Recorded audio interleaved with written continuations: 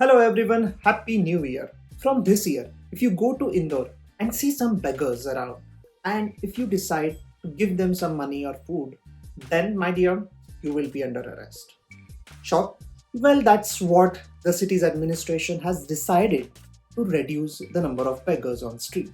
But don't you think instead of fining people for giving alms for beggars, we should fight against poverty and homelessness so that no one starts begging in general? That's the ideal thought process and it needs much thinking. But the government has thought of trying something new.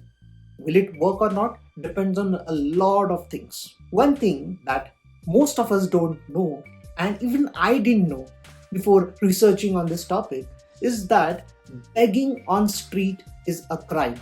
Yes, the beggars on street, just the act of them sitting somewhere and helplessly asking for some money is a crime. So legally speaking, they are criminals, and if we help them, then at least in Indore, we also become criminals. So today we are going to understand what kind of laws are there in India and abroad around begging. We will also understand how beggars are treated everywhere. We will also see what kind of policies are there that are enacted in general to reduce begging. And we will also enter into the philosophical or socio-economic or socio-political things about all these aspects. So stay with me till the end as we understand the crime that is begging. But before that, do subscribe to the channel, hit that like button, and share this across all your WhatsApp groups, social media, friends, and colleagues. So, what is begging? In India, the Bombay Prevention of Begging Act of 1959 is the main law through which the begging or anti begging activities are controlled all over India. Many states have adopted the Bombay Act and replicated in some or the other ways into their states. According to this act, let me paraphrase it, if a person explicitly asks for money, will obviously be constituted as begging. But apart from that, if the person is doing nothing, it has not asked anyone for begging, but it indicates that he or she is in need of money, then also that person will be punished. The police has the power to arrest beggars, and that too without providing any arrest warrant. Over and above that, the dependents, that is, beggar's spouse or their children, can also be arrested. They automatically become criminals even if they were not actively begging. This feels so heinous and cruel, right? Usually in India, many laws don't get properly implemented, and that is why we see a lot of beggars on street. But imagine if someone decides to implement this actively. All the jails will be filled with beggars. Now let us get into the roots of it. Why was such a law created? Like many laws in India, anti-begging law is also adopted from Vagrancy law of England. Yes, that's a colonial hangover, so to speak. The Vagrancy Act was enacted in 1824 in England. Before that, a series of events took place that changed the socio-economic landscape of England. In 1815, Napoleonic Wars ended after the Battle of Waterloo. After that, there was no need to maintain such a big army and navy. So, in the peacetime, the government ordered downsizing the military, army, navy, which led to mass unemployment of sailors and soldiers. Post war, trade with Europe resumed, which decreased the prices of food grains, primarily corn. Why? Because it kind of improved the supply and so the prices went down. That affected the domestic farmers and landowners who also constituted majority of members of parliament. So they passed corn laws which restricted imports. The law benefited farmers and landowners for whom prices were higher. But for the rest of England, things became miserable. That led to declining disposable incomes, and later it also resulted in poor harvests, low wages, and protests and all those things. In parallel, industrial revolution was also gearing up and created a massive shift in labor markets. Many became unemployed. So imagine cities like London and Birmingham flooded with people searching for jobs, wandering here and there with no proper place to stay. What will happen? Homelessness was rampant. It didn't look good at all. But instead of finding causes of what exactly happened and taking necessary steps to reduce begging or homelessness or vagrancy, the government implemented Vagrancy Act, which punished homeless people who are wandering aimlessly and begging on streets. So, those are the roots of anti-begging laws in India. Now you can see why it was so strict. The governments never wanted to reduce begging.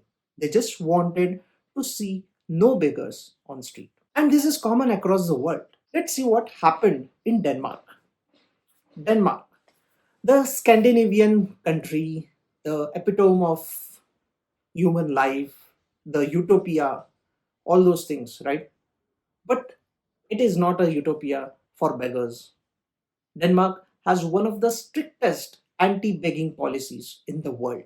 Here is an article that highlights what is the law and its implications. The law in Denmark is nothing but a systemic discrimination. Loredna, a partially mute and deaf Roma woman from Romania, struggles to survive in Copenhagen while attempting to support her family back home.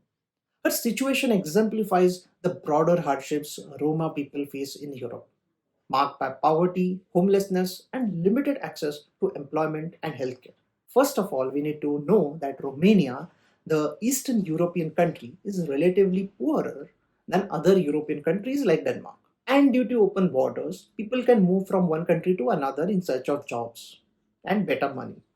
Now, Denmark obviously becomes a place where people can hope to get better money and they can feed their families. But Denmark has almost a draconian law and a system that criminalizes begging with severe penalties and imprisonment. And while Indian laws are becoming better by the day, Denmark has made it stricter. The law disproportionately impacts poor people from foreign countries who might not be even actively begging.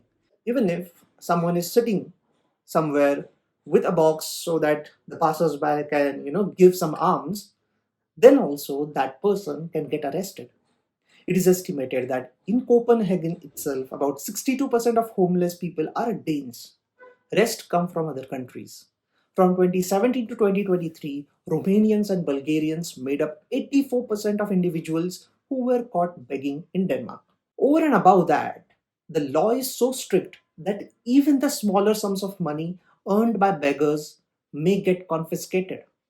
About that, beggars cannot get any state assistance, even a healthcare service. Loredna, the Roma woman which we talked about previously, was pregnant and she was denied any help from the state. Despite international calls from the UN and the EU to repeal these laws and ensure healthcare access to undocumented individuals, Denmark has maintained silence. Critics argue that criminalizing begging and homelessness worsens social inequities rather than addressing underlying issues. Now, coming back to India, which now suddenly appears better, right? One thing that works here is that our laws are not implemented properly on a regular basis. They are implemented whenever the state decides or feels like. For example, they were implemented during Commonwealth Games in Delhi, Trump's visit to Ahmedabad, and during G20 summit meetings. But the issue should not be about should we have law or how should we implement it, but we should be concerned about two things which are pretty straightforward. One, why are there beggars on the road? And two, what should we do to those beggars? The answer of the first question is poverty, and thus the government must prioritize curbing poverty. 1% increase in GDP per capita reduces poverty by 0.78%. That's the data for India. So that's one thing the government should aim at. The answer to the second question, what to do with beggars, should not be putting behind the bars. I hope you agree with that. Then, what's the solution? The best solution is to rehabilitate them. Fortunately, some laws in India talk about rehabilitation, but this process gets the least attention. There are beggar rehab homes in most big cities in India, but their condition is pretty bad. One thing that has happened very good in the recent past is the case from Rajasthan. Rajasthan has embraced a progressive model and it has focused on rehabilitation by replacing earlier punitive law with Rajasthan Rehabilitation of Beggars or Indigent Act 2012. Rajasthan the Rajasthan model aligns with the spirit of landmark Delhi High Court judgment that called for a humanistic and a compassionate approach to the entire issue. In the case of Harshmandar versus Union of India, the Delhi High Court held that criminalizing begging is a wrong approach to deal with the underlying causes of the problem. It ignores the reality that people who beg are the poorest of the poor and marginalized in society. Rajasthan government has also launched Project Bhor, which is an acronym for Bhikshuk Orientation and Rehabilitation. It provides training for beggars to work as confectioners, electricians, plumbers, and security guards. Other state governments have partially made similar efforts, but they still have some regressive provisions like arrest and detention. Another good thing that has taken place in recently is a government initiative called as SMILE. It is a short for Support for Marginalized Individuals for Livelihood and Enterprise. This is a central government scheme through which beggars are rehabilitated. Unfortunately, we do not have beggars data. According to Census 2011, there were more than 4 lakh beggars in India. I believe the actual number would be much higher than this reported number. According to the Smile portal, 7,200 uh, according to the Smile portal, around 7,200 people have been identified and of which less than 1,000 have been rehabilitated. The progress is slow, but at least the government is trying something which is kind of different, and it seems that they are serious too. Smile scheme will be implemented in 80 cities in phase 1 and 50 cities in phase 2. The government has also planned to make 30 cities beggar free by 2026. That includes tourist spots like Ayodhya, Guwahati, Indore, Madurai, Jaisalmer, Somnath, etc. The city officials will be drawing out some plans in accordance with the guidelines issued by the central government. And under that scheme, Indore has taken this historic step to punish people who give alms. I believe that the implementation of the scheme might be troublesome. There's no doubt that if authorities take this seriously, the cities will become beggar free, but they should not be mistreated or put behind bars or worse, misused for some horrific purposes. How seriously the officials try to rehabilitate them is a big question because the target is making cities beggar free. Had the target been to give beggars some jobs or creating an environment economically or socially that they did not beg at all, that would mean a holistic development, not just for the city but also overall as a human development perspective. The target is different, and that's why I doubt what will be the implementation part where the city administrations will focus more on. Chances are that they would only look at the aesthetics of the city. Now, there are two things that I would like to highlight before we end this part. Now, there are two things that I would like to highlight before we wrap up. First, in Indian tradition, dan or donation is considered very important and sacred.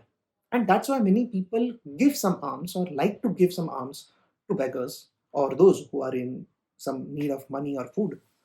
The rule which is implemented in Indore goes against this tradition. That's one kind of argument people have made about this rule. I don't want to comment much on this. Now, the second part I would be more interested is what Delhi High Court said in that landmark judgment. Let's see. Criminalizing begging violates the most fundamental rights of some of the most vulnerable people in our society. People in this stratum do not have access to basic necessities such as food, shelter, and health. And in addition, criminalizing them denies them the basic fundamental right to communicate and seek to deal with their plight. So that means the existence of beggars, in a way, is a message to the state that there is some problem in our economy and that you need to solve it.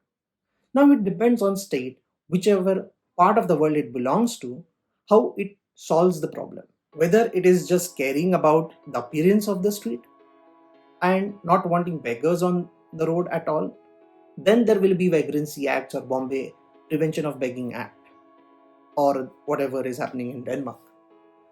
If the state believes that it is their duty to make the situation better for everyone, not just for pedestrians but also for beggars, then we get more inclusive laws. So, what do you think we should be doing to make the world slightly better for beggars? Do put your ideas in the comments below and let us know if you know any country or place which has crafted some unique solution for this.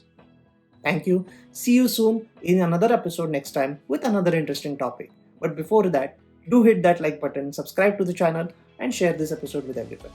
Thank you.